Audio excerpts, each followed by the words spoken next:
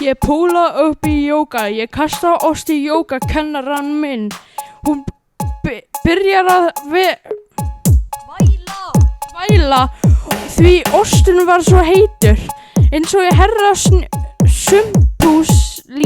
Sumbulíus borði við herra Runnutúlsinn renna í bensa því þið eru ríkir eins og Einar Musk. Ef þú reynir að jumpa okkur þá rostum við blandum kavíar í þig. Ef við reynum að kidnappa okkur rópum við bara á þig. Lyktin er svo vond að þú deyr. Já. Osturinn er blautur, já. Sjáðu, jumpa þig. Já. Osturinn kavíar.